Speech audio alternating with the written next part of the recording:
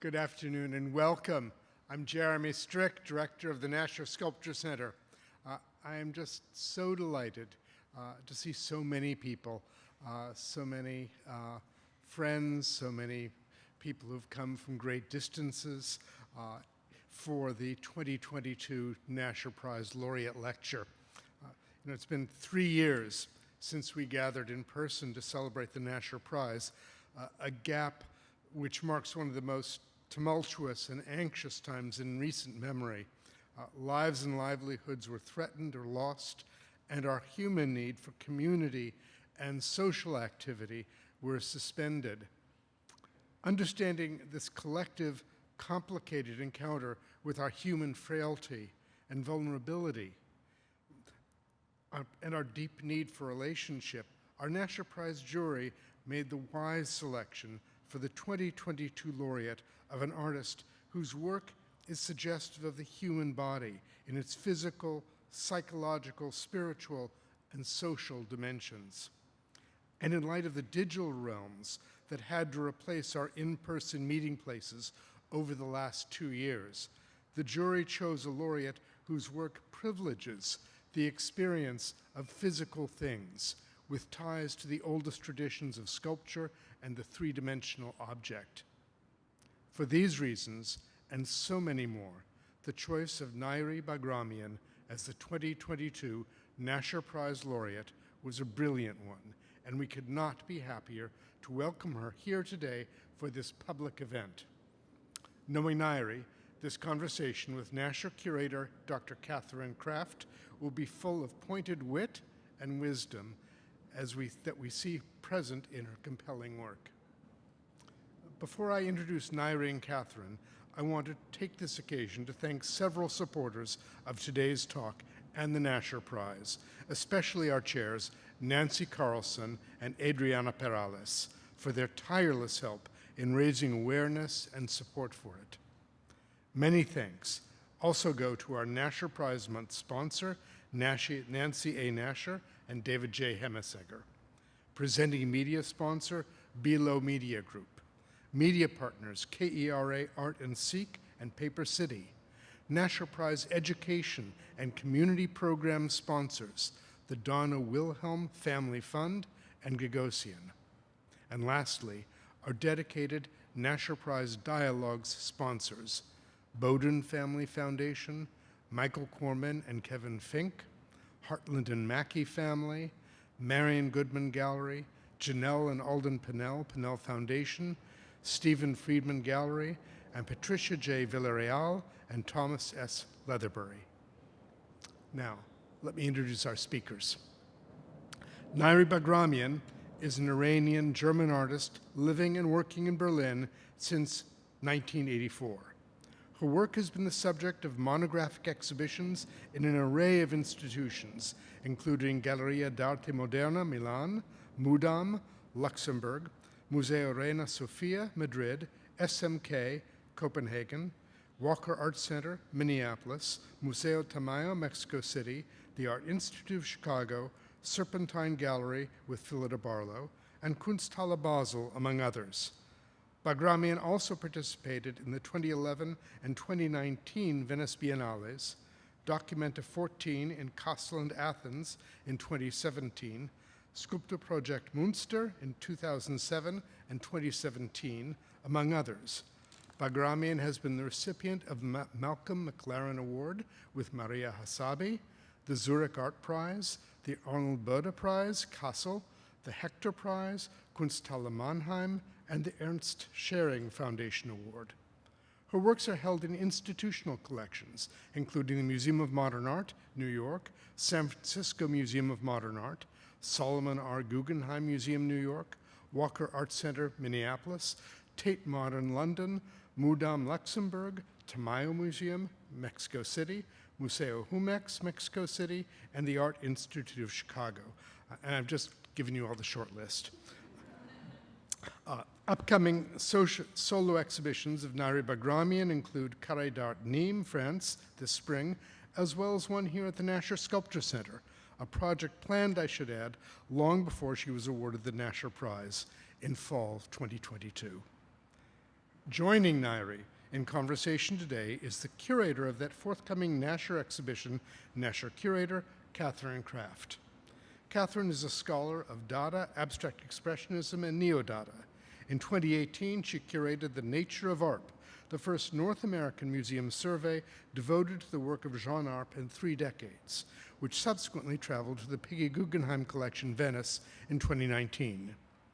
She was curator of the 2015 traveling retrospective, Melvin Edwards, 5 Decades, and the 2021 exhibition and catalog, Carol Beauvais, Collage Sculptures. Her exhibition of new work by Nairy Baghramian will open in the fall of 2022. Kraft holds a doctoral degree from the University of Texas at Austin and is the author of An Audience of Artists, Dada, Neo-Dada, and the Emergence of Abstract Expressionism, and Robert Rauschenberg. Please join me in welcoming Dr. Catherine Kraft and our 2022 Nasher Prize laureate, Nairy Baghramian.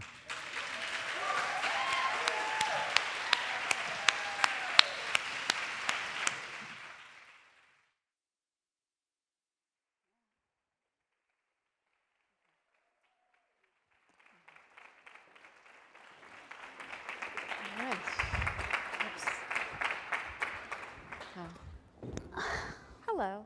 That was quite an introduction, Jeremy. Thank you. No pressure. No pressure at all. When Nairy and I were talking about what we wanted to talk about and how to begin, we started talking about beginnings and what it means to start. One of the things we thought we might start with talking about is a question I think I've asked you before, and it can go in 2 different directions. How did you decide to become an artist? Or having decided to become an artist, how did you choose sculpture? My heart is beating, I'm nervous. And it's not the most joyful thing as an artist to sit and talk about the work, but I'm going to avoid talking about the work, or at least advocating or presenting my work, and but I will share some backgrounds of how I think and how I work. So as you know, I was born in Iran, and the first 6 years before the mullahs take over, I did experience a freer cultural life. So the life in Iran, maybe not everything was perfect, but at least the culture was supported. And so music, film, especially film, pop culture, dance, diversity was part of the experience of my life as a child. And as the mullahs took over in '79, I do remember it was an extreme change of my life. It was the division between man and woman. And as a child, I do remember that was a cut in my childhood. I lost my childhood. As a child, I had to wear, for the first time, I was forced to wear a scarf. And I do remember I was looking in the mirror, and I didn't see a child anymore. I saw an old lady. Because in my memory of people who were wearing a scarf were traditional ladies, or people who women who lost their husbands, they would carry a scarf. So there were political circumstances that I was thrown in. And also the rejection of the body, like the non-existence of the body in the society, the division between inside and outside. All of that have been extreme experiences for me. And later, as we flew to Germany, especially Berlin, it was the second extreme, political extreme that I experienced, because it was the division between 2 countries. Mm-hmm. So it was, again, things were divided. And Berlin was a periphery of, it was not the center, it was the place that young people who avoid going to the military, how do you call it? Draft or conscription. So they could come to Berlin and design their own utopian life. So the idea of the periphery was quite early on, and through these 2 extreme political experiences was my focus. Somehow I was formed by these 2 to extremes, and I was very close to the idea of periphery.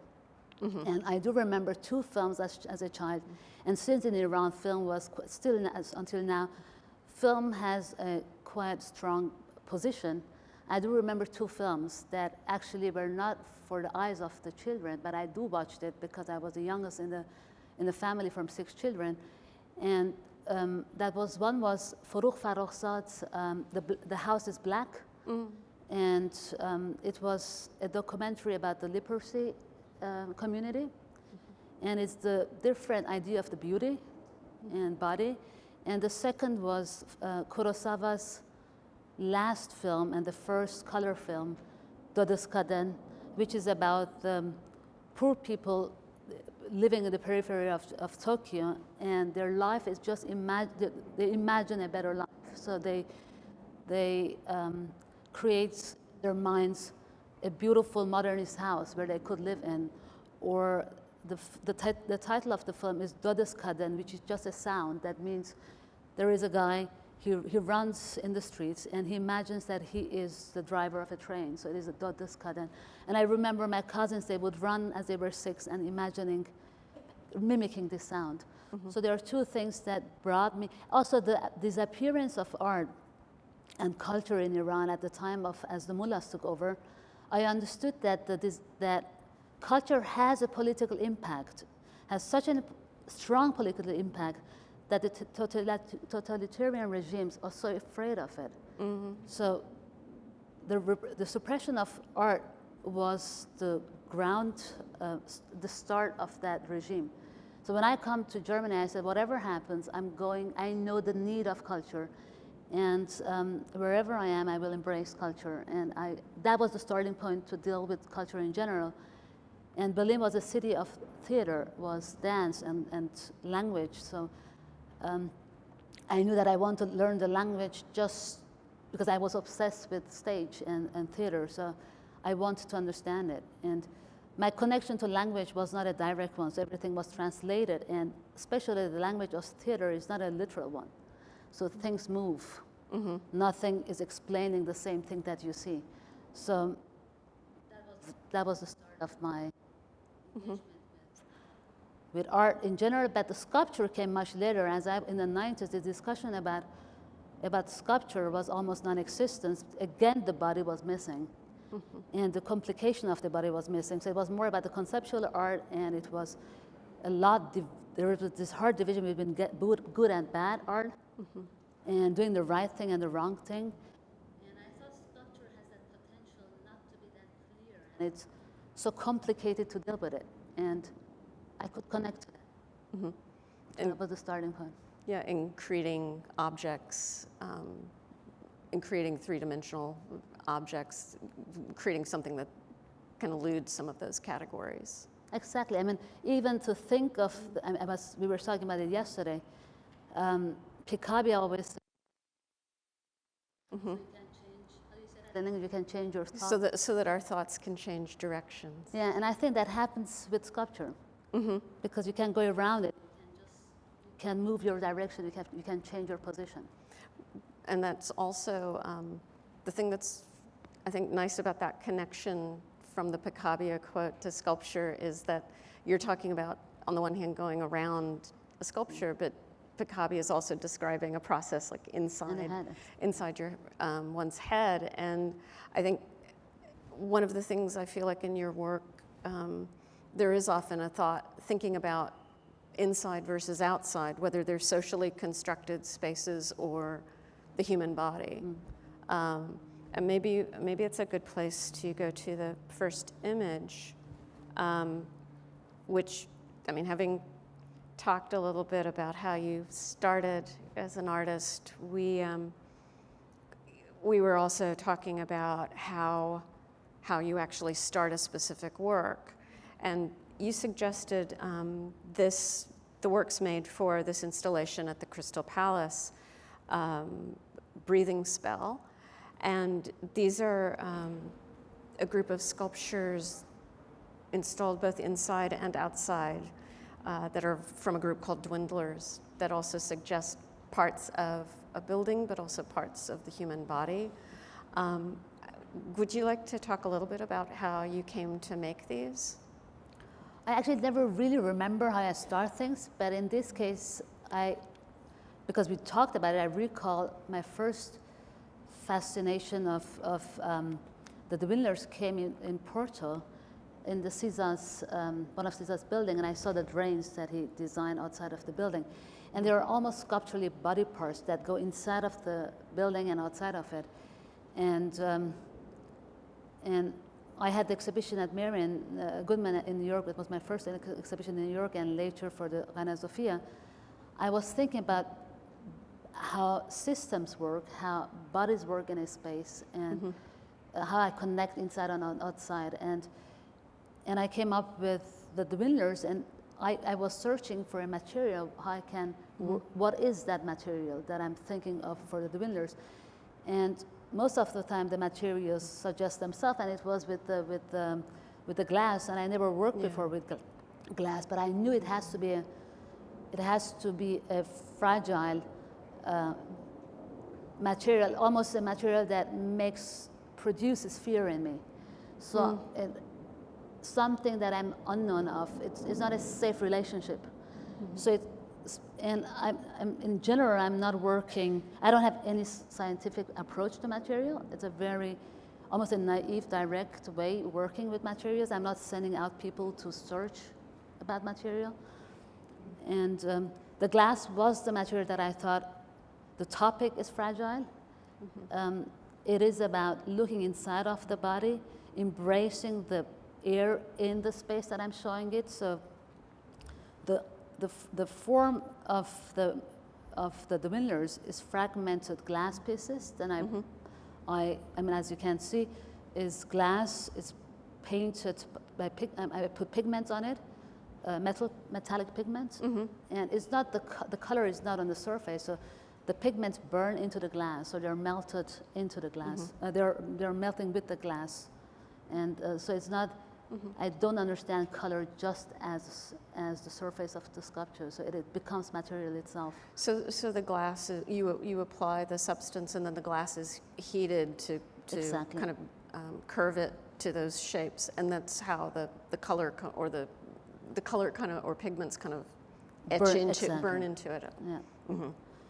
And the idea was also that, I mean, not that it was not applied, but later when you install the work, the air in the space, if it's the Reina Sofia or that at Marion Goodman's gallery, the air in the space becomes part of it because it's holding the air. You're right.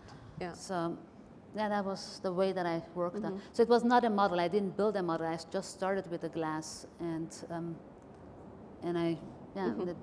each piece of the glass was in my car. And I drove them back to the studio and I built it together. But I'm not fetishizing materials. I don't have, and I also don't occupy a material. I'm not obsessed with it. It just comes and we have a relationship, we have a discussion, and they go. So I'm not. Yeah. I don't believe in a signature. I don't believe that it has to be. I don't mind if people look at my work and they don't recognize as Nairy Baghramian's work. I don't have that obsession with that. So that's why the diversity of materials is very productive to me. Do things like this, when you have that kind of range of materials, is there much of what other people, I mean, what would conventionally be called a failure rate, like working with glass? Did many of the pieces you were working with break or not turn out the way you want, or? Yeah, I mean, it's in general with all of the sculptures that I do, and I don't mind. I mean, this is a problem later for the museums and collectors. But I do like that they have their own thing going on. So actually, when I do sculpture and we work together, it's never, there is no point that we like each other. So this liking and not disagreeing is part of it. And they have their own thing. That's why I said it's so wrong to sit as an artist and defend the work, because I don't think if they would have senses, they would not like me to do that. So they do whatever they do, like the wax pieces that I did, the color will change, they're fragile. And, but it's the fear of the material, and that unknown is what they do with themselves, it's part of it. and the risk that in general art does with us. Right. Well, and you were just mentioning you don't make models or maquettes, and you make drawings, but they're not drawings that are preparation for sculptures. In fact, they're almost the opposite. And you had an exhibition of these works, Side Leaps, which we see a selection of here. Could you talk about what those drawings, or how drawings work in relation to your sculpture?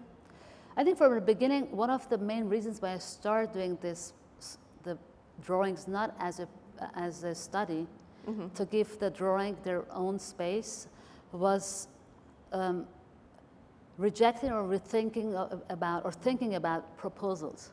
So I hate the idea of the proposal, and I think proposals are the poison of sculpture. So, because they want to optimize sculpture.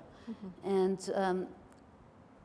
a proposal only means that you sit all together and they look at it and people have an opinion, and you just think it could be better. It should be a better thing than you propose it. So there is an open door for suggestions, and I think it takes all the potential of failures out of the sculpture. And you would never ask a painter, propose your painting.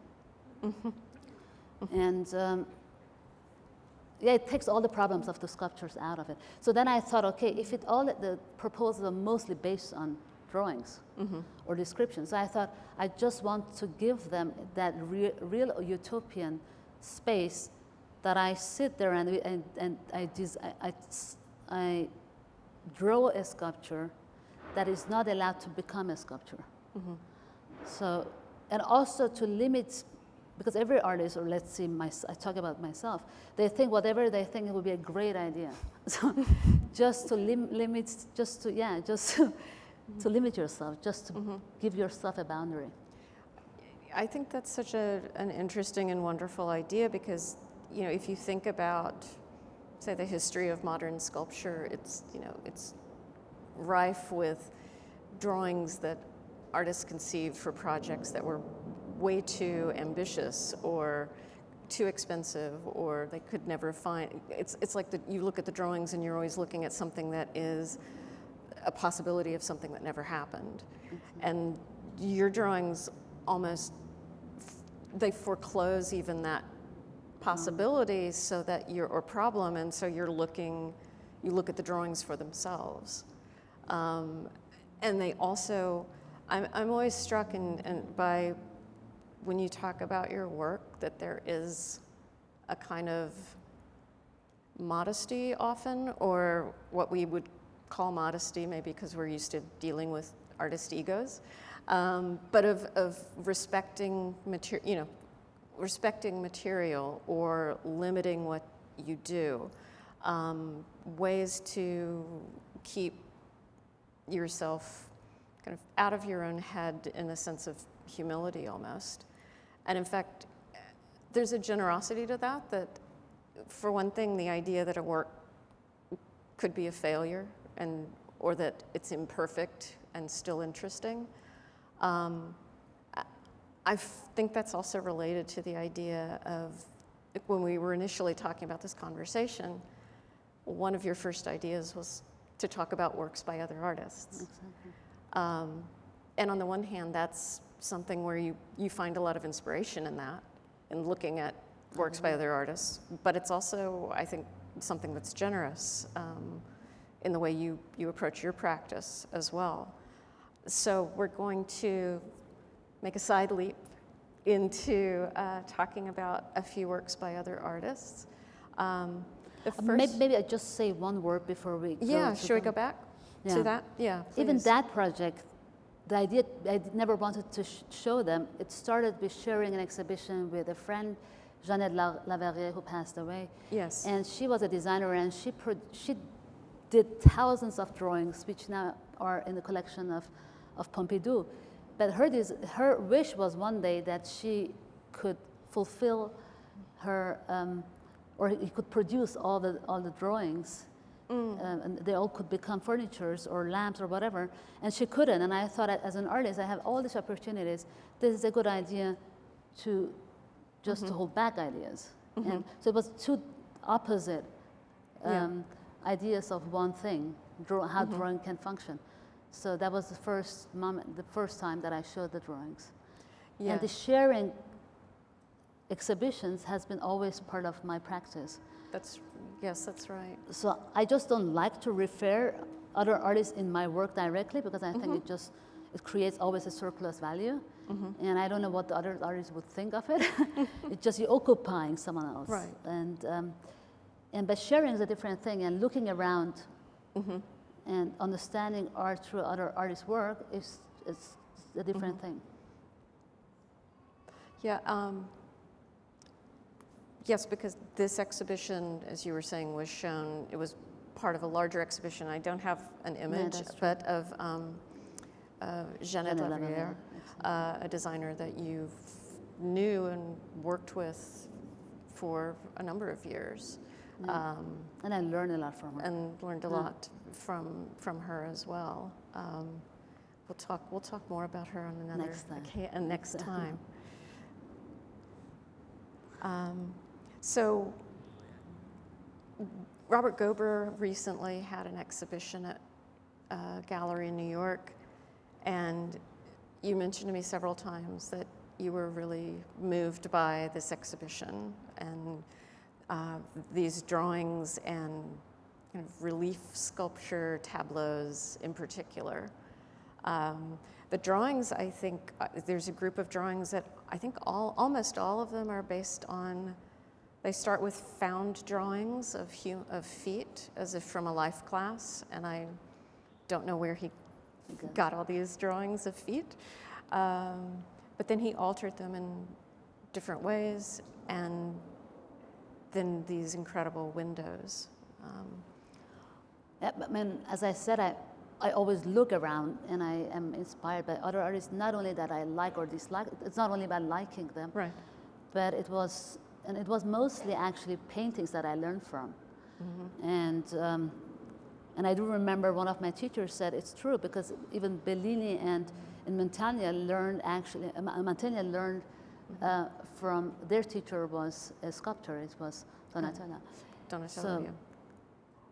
And I try to avoid to look at sculpture and be obsessed by sculpture. So I learn a lot looking at not sculpture, but other mediums.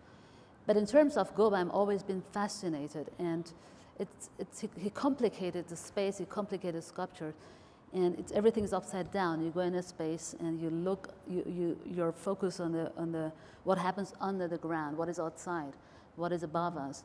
So it takes you to some other places. But this particular exhibition will haunt me forever. I think it's one of my, it just had an amazing, strong impact on me. I remember it was Thanksgiving in New York, and I went to the gallery, and most of the galleries were luckily closed, because you were not going like, this is great, in and out, the next one. So it was Mathieu Marc's gallery. I went in, and it was unusual hanging. It was a very ordinary hanging of Robert Goba's works. Normally, he's very careful of balancing and creating voids and peripheries. In this case, it was you went in, you just saw these boxes and then some drawings. But the interesting part was that in this case, you had to go very close. And normally, things that I like, I don't stare on them.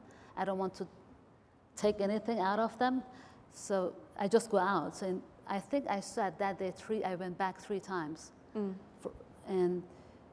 But the interesting part was when you stand in front of these boxes, you don't know, are you looking inside of a house? Is the window going somewhere? Is it a private place?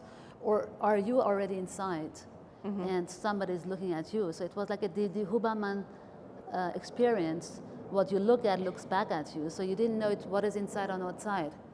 And everything was collapsing, like inside and outside was collapsing in front of your eyes. And you just become part of it. And it's mostly in his cases, but this was an extreme experience because it was such a small, tiny boxes, and the details made the difference. You just have to look at them closely, and everything is so fragile. And somebody reminded me to Toyan's paintings. So there are some paintings of hers that you stand in front of it and you don't know what is inside and outside. And especially the snowflakes, some are glued outside of the window, and some are inside, so you don't know what is inside and outside. And yeah, everything culminates in one drawing. I mean, if you look at the drawings, I didn't talk about the drawings. So when you look at the drawings, and this, especially this one, Human Garbage, I think this will be the biggest, the nicest scar that is created in my head. So I will carry it forever. It's my favorite piece. I think it will be stay my favorite piece of art.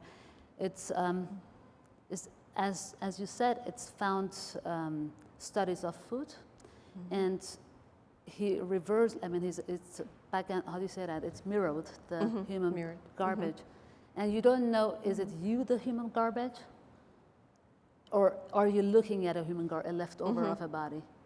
So again, the question, who is looking at something? So everything culminates inside of one drawing. And that was all, I mean, that intense experience was about the whole exhibition, going from one drawing to the next and from one box to the next. But it was so simply done. It was not a hocus pocus thing in a gallery. It was not a huge effort. Right. But it was so sensitive. Yeah, I think with the sort of window boxes, this sense of this real disorientation of inside and outside. And especially because of our time, and we had 2 years of COVID. Yes, exactly. And a lot of artists found interest in nature and finding some escapism? Escapism? Yeah. He does that, but it's a complicated one. It's not the one that we have to give up everything, and there is only the nature that gives us the answer. The nature is here as well, but it's a different one. It's just a more, it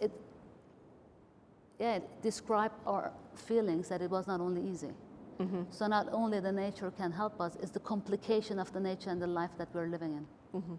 It makes nature complicated.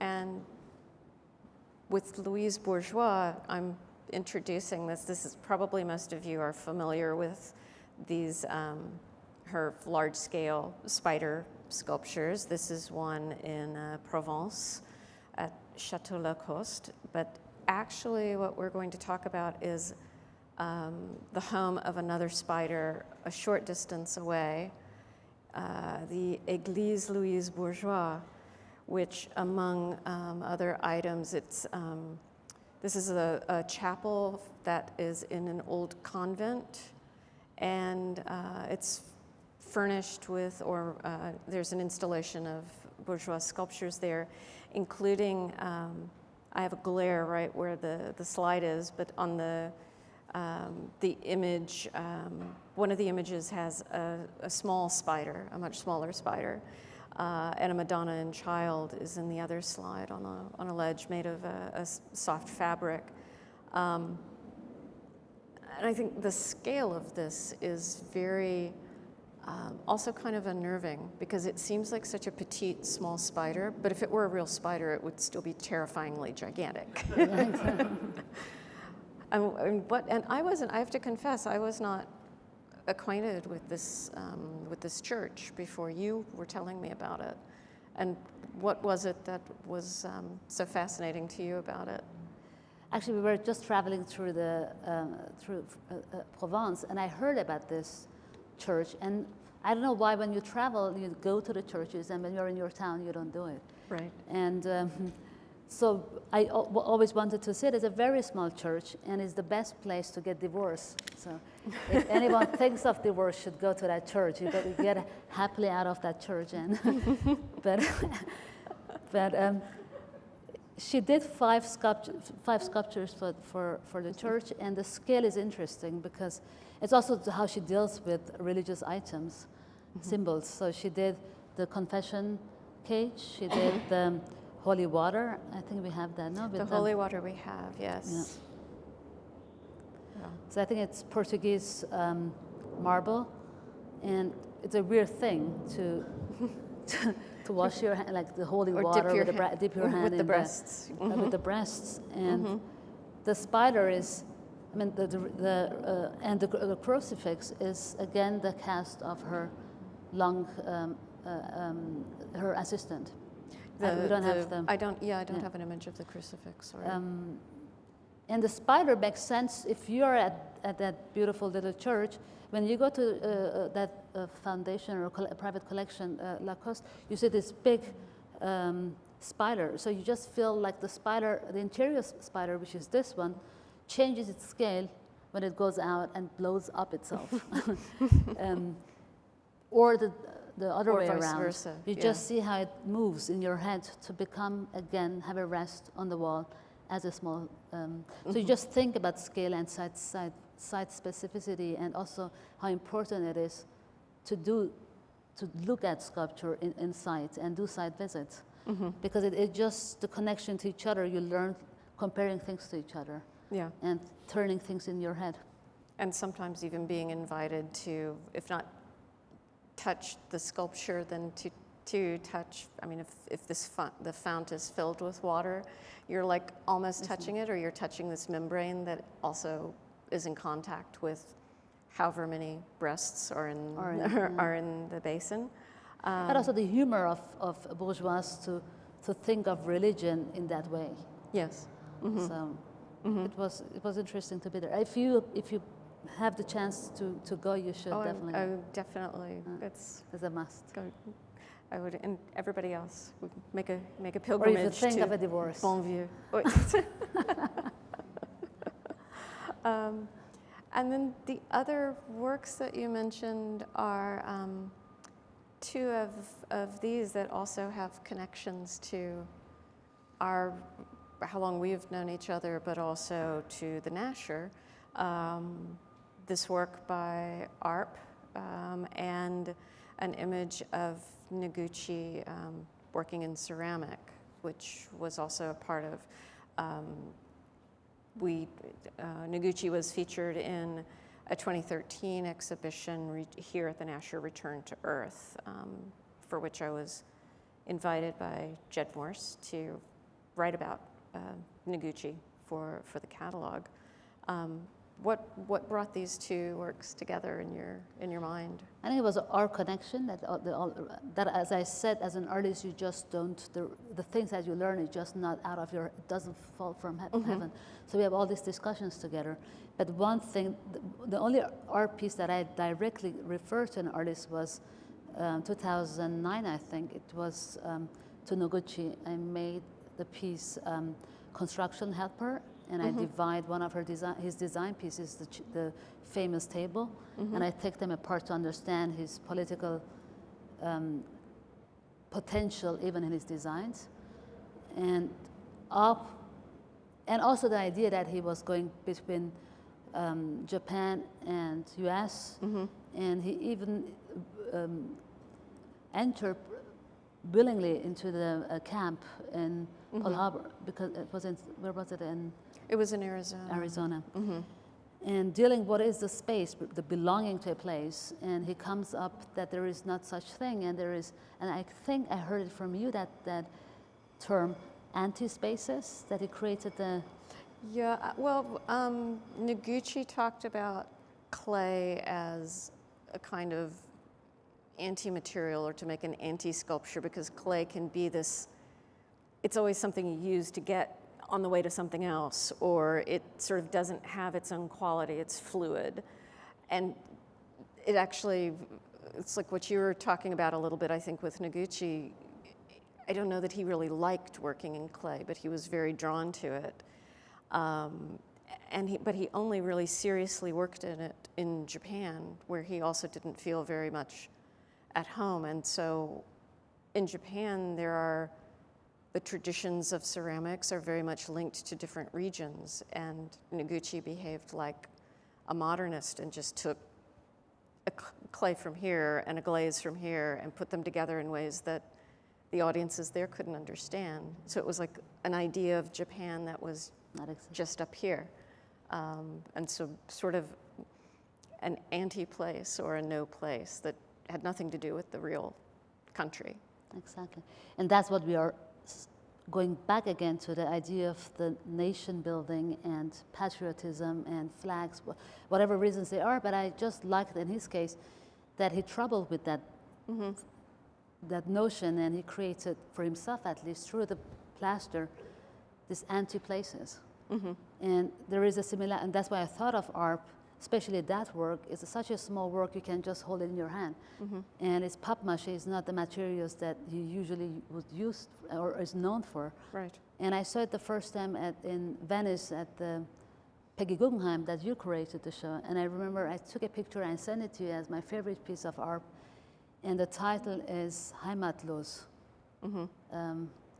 Yeah, which is a term that is, it's like home, like lacking a homeland. It's like a stateless person. It's from the papier-mâché. It's there are bits of the newspaper are visible, and that word Heimatlos is right on the tip of that rounded form. But Arp was Alsatian, so he was between being French and being German. And he actually spent a period of time after World War I being Heimatlos, because he was sort of caught between being a citizen of one place and another. Yeah. Being aware of the political circumstances of a place, and to be able to create that real utopian idea of a space, which is an anti-space, is quite fascinating, and it's quite speaks for our time. The boxes where we have to be in, and we're responsible for the place of a birth or whatever, without the complication of sight and people that we meet. And I mean, Hannah Arendt, with all the problems she had with certain class and race things, but the only thing that I always will repeat, the beauty of her sentence was, I don't have a Heimat, I don't have a place, but I'm a citizen of a place that I feel responsible for. And it can change, it can shift. So that's why we chose this too. And I think one thing that I was also thinking about and sharing with you in considering these pieces, and maybe the Noguchi in particular, he, on the one hand, designed sets for Martha Graham and made them often in materials like balsa wood and things that were slotted together so that they could be moved around very quickly.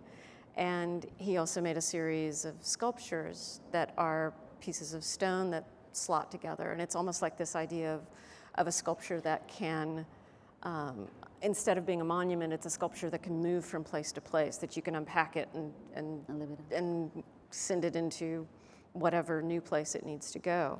And you were saying that reminded you a little bit of this piece of yours, or you felt there was a correspondence there. Tomorrow will be another piece, but this was... Exactly. This was yesterday. That was yesterday. That was the drawing table that is actually a sculpture that I came up reacting to a sculpture before the other one that I did 10 years before. So I was invited to do a survey or retrospective, and I thought it's, first of all, I'm not interested to do a retrospective, and I think I'm also young. But beside that, I thought being invited for the Walker and SMAC the term interested me, to think retrospectively about something. So I chose all the works that I thought it would be interesting to rethink, and I made all the works were reaction to existing works that I did before, and this was the drawing table that I showed at the Documenta in Kassel. And the nature of documenters, biennials, are always that you come, you put things, and you leave. And you don't actually know what it will do at that space. They're just like a nomadic act. So the drawing table is one of these sculptures or these tables that the painters in the street put together, paint, and they leave and just have quickly. Yeah, they can break down quickly and move it. So, and that was a homage to Jane Bowles' writings in North Africa. And this was the one here was shown in Documenta that year, was in both Athens and Kassel. And so this is the newer one. The one that you made was for Athens, and then the so-called original or the first version was shown in Kassel. And I think that's quite an extraordinary, and I mean, this is just a very practical, me not being an artist question, but you undertook this process with, as you were saying, your 2017 retrospective. That it was not. I didn't allow them to call it retrospective because it's right. not. Yeah. Yeah. I thought about the exhibition retrospectively, so it was more. Yeah, that was a curator shortcut on my part. The survey of a survey, maybe. A survey of a survey, but how long did it take you? I mean, because that exhibition showed a number of bodies of work from your past, but then it also had all of these counterparts or the results of looking back over time through them. So how was that process for you, or what kind of, how did you do that? Because I think if there is an existing work, even I show them, but I think after a while I like some of my sculptures, or I have it's not anymore mine, so I have a normal relation to like a healthier relation to the sculptures. But for an exhibition, it would be boring to me just to represent them if I don't have a subject matter that the work should come together. Like in Nîmes in summer, I do show existing works, but the subject of that exhibition interests me, so I use them as an example. It's a different thing than a survey or representation of your own work. So you're not standing there and representing your works. I use them in exhibitions. And at that time, I just need to be afraid of an exhibition. I need to be afraid of the sculpture. So I needed to do new things. And I needed to rethink sculptures and come up with new materials and to be in the process of being afraid of. So I had to put myself into that position again and not to feel safe in my position.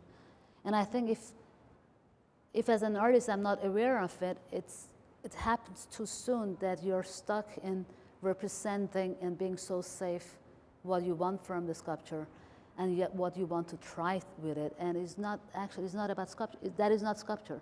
The sculpture is a fight, a debate, it's a conglomerate of things that you don't know.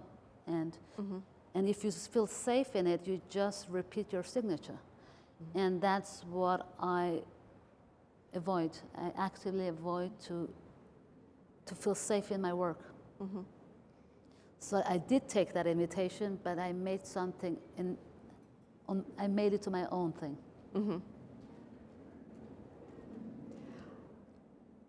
You know, we have one final image that's actually a video.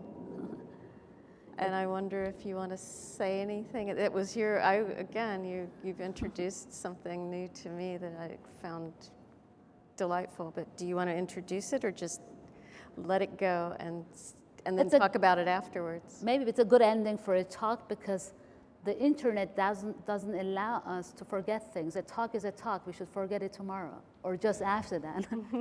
And there is an amazing short film by Brotas where he sits there and writes, and we look at it. But it's a good example that we should, as an artist, we should not talk about ourselves or about our work. It should disappear, and we should be able to restart again. Or if you want to talk about it, because we keep inviting you to talk about it, or making Something you talk else. about it. But I mean, I think it's like it shouldn't all just be on you, that it's also for those of us who curate or write or think about art, that we shouldn't, hold the artist captive by a pithy quote that you made 5 years ago.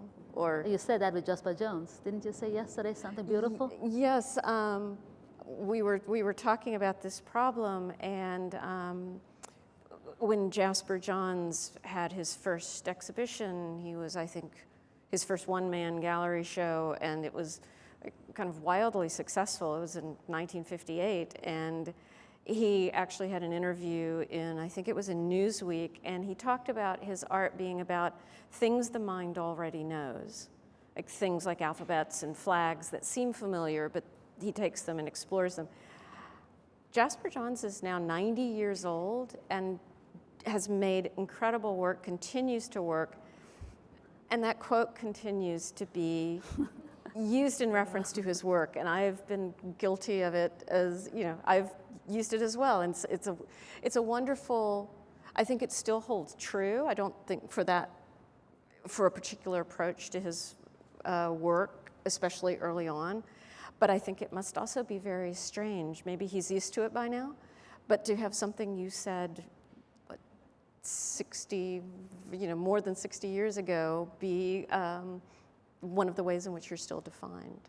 And it is the case for all of us. I mean, that's why I'm thankful to both us that he did us this favor, and it stands for all our needs now. I mean, as a curator, you have the same problem. When you write something, it's written forever. Exactly. Which ARP, the catalog for ARP was, like you were talking about fear in that sense. And that was also a really challenging experience, because even though he was died in 1966, that was also a point where I felt like there were still, he left so many questions about dates and how he made things, and I think all artists do this as they get old and so forth, but I think ARP was enough of a Dadaist. I think he left some on purpose. But that's just, it's something you have to, those unknowns you have to live with and accept and hopefully take inspiration from.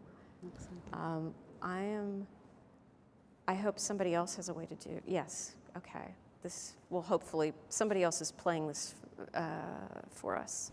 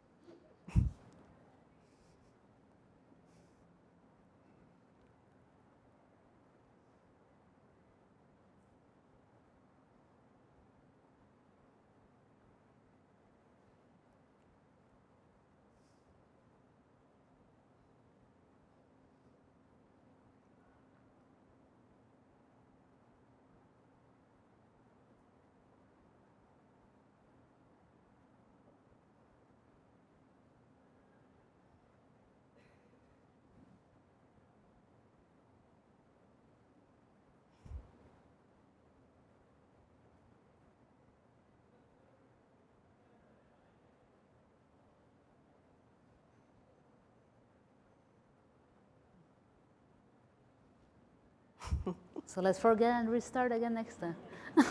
Exactly. We will gladly, we'd be happy to take questions from anybody who has questions. I believe there are a couple of mics, people going around with microphones. And it's, the lights are such that it's quite difficult for me to see if hands are up. There's someone in the front here, if I'm, yeah. I think that's Anna coming. Front row. So, Kevin. Yeah. Hello there, and welcome. Hello. Could you explain a little bit about what Homage to Jane Bowles means or why you did Why I that? chose her. It was it was one of my first works that I did, and I was reading at the time Jane Bowles, and Jane Bowles went to North Africa. And she had trouble with this projection of a place, the otherness of a place. And at that time, everybody was obsessed with North Africa, the freedom of a place out of New York going to North Africa. And she's one of the first one. She loves to be there, but in the same time, she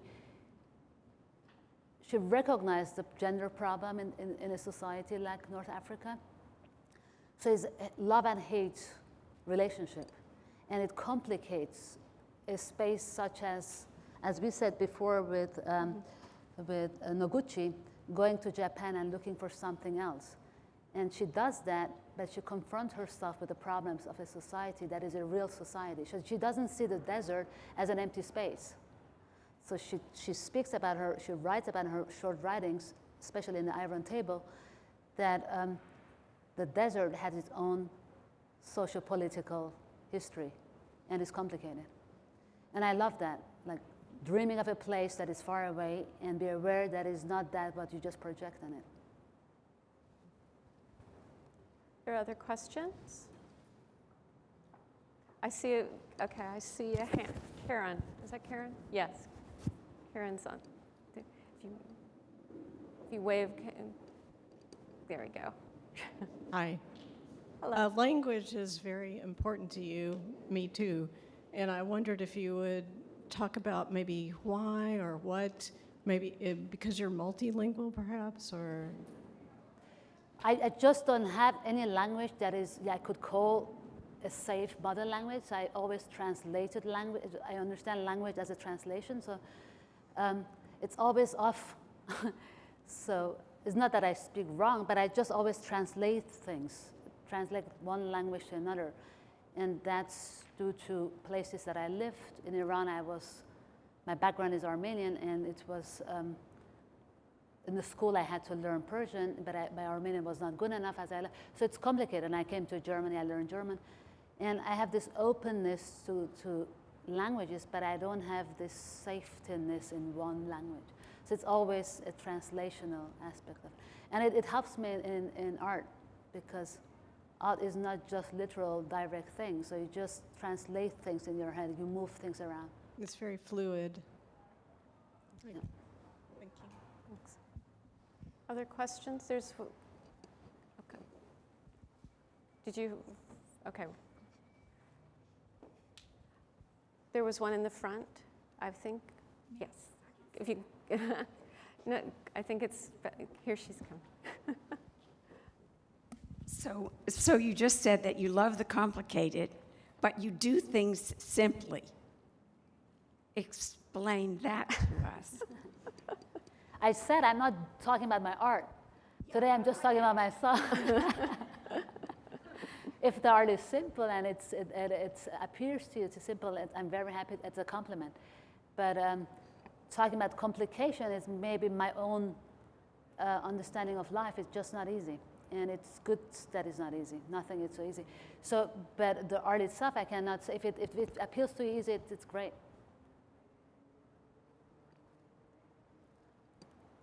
Okay, I think Anna, okay? Hi. I was just wondering, how do you find like shape in your art? Is it more of like a sort of, it comes to you naturally as you work with the material, or is it more of a, you go in thinking about what shape you want to make and the size and whatnot?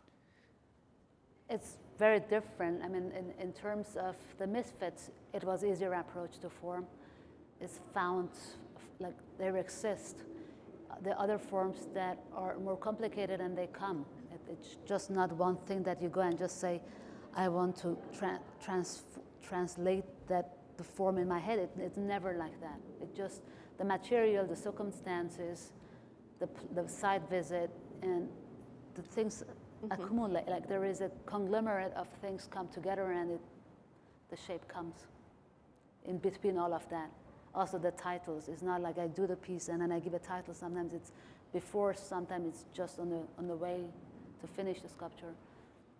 So it's very different.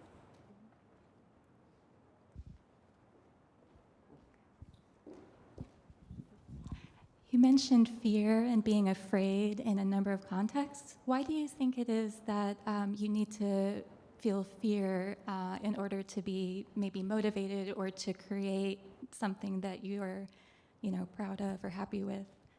You have to ask a psychologist. I just realized it does good to me. It brings me down. It creates a humbleness. You don't know what you're doing. It's just something that you're not representing something. The sculpture is not. It doesn't become a thing that you put there and it's done. So you just don't know what it does. And if you don't have that fear, I just think it's a dead body. So it's just my projection in that. The fear is maybe helping me to project that I'm not owning it. Is the fear also, or is it a feeling of uncertainty? Yeah. Like not just the not knowing, but also being open to not knowing. They're not possessing things or Yeah. ideas or materials or, it's more about just to keep that element of sharing rather than occupying things and ideas. Right. So it's a temporarily, I think fear or unconsciousness is just a temporary moment, and I'm interested in that temporality. As you said, do you care if the material is broken or not, or the colors, or the shape changing? I am responsible for it, but it sounded before different. I am responsible for it, and I do care about it, but it's not that I think of what will happen after I'm not here. So I'm not interested in that. I'm interested of the temporality of understanding something. And that includes fear and uncertainty, like uncannyity. Yeah. and maybe not necessarily like having an idea in your head and you're going to force the material to do this because you have this great idea. Exactly. And luckily that material doesn't do that with you. Yeah. It doesn't even let allow you. It doesn't let you. Because I don't know the material that well. There are other questions? Great. If You didn't. jackpot.